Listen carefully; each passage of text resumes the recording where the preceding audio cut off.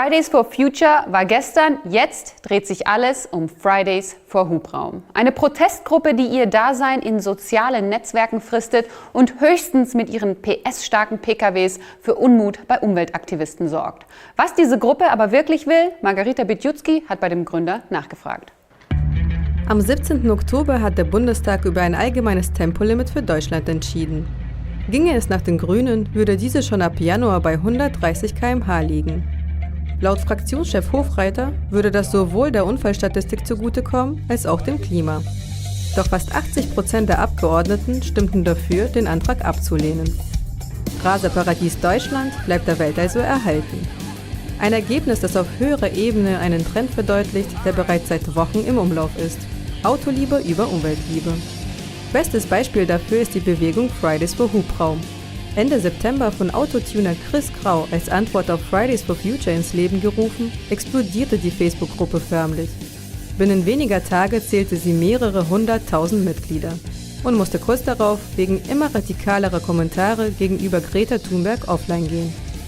Mittlerweile ist die Gruppe zwar wieder online, aber nicht mehr öffentlich. Kommentare werden streng kontrolliert und gefiltert und es gelten klare Regeln. Für Gründer Grau ist Fridays for Hubraum kein Ort für Radikalität, obwohl die Gründe für verhärtete Fronten für ihn auf der Hand liegen. Mittlerweile geht ja alles nur noch in Panik. Das ist das Problem. Das hat ja auch Greta mal gesagt, vor ich weiß nicht, wo das war, aber sie will uns in Panik versetzen. So, und das hat sie ja mit gewissen Leuten geschafft. Jetzt gerät die andere Seite aber auch in Panik. So, weil da heißt es ja, wir müssen jetzt nur noch bezahlen. Die Leute können sich das meistens auch nicht mehr leisten. Das ist ja das nächste Problem. Unsere Mindestlohnschicht wird immer größer. 25% Anteil der Bürger sind nun mal im Bereich Mindestlohn beschäftigt. So. Und die haben Angst, das nicht mehr bezahlen zu können. Und dann herrschen auf beiden Seiten natürlich Extreme, wenn beide Existenzängste haben. Die einen haben davor Angst, dass die Welt untergeht und die anderen haben davor Angst, dass sie bald nicht mehr Auto fahren können oder ihrer Arbeit nicht mehr nachkommen können. Und dann ist doch völlig klar, dass irgendwann auch die Leute aufeinander losgehen. So ist es auch nicht verwunderlich, dass Straßendemonstrationen für Grau nicht in Frage kommen.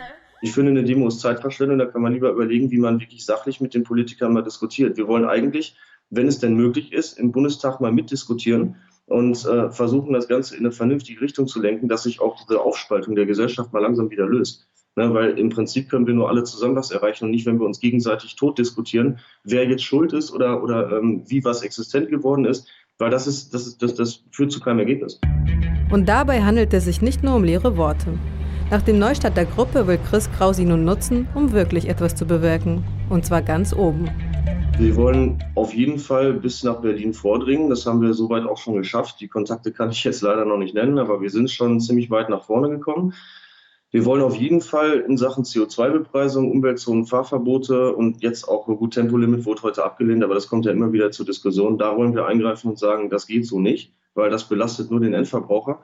Und eigentlich in die Richtung forschen und entwickeln, dass wir mal wirklich da ansetzen, und zwar an der Energiegewinnung. Das ist nämlich die Basis überhaupt für unsere Technologie.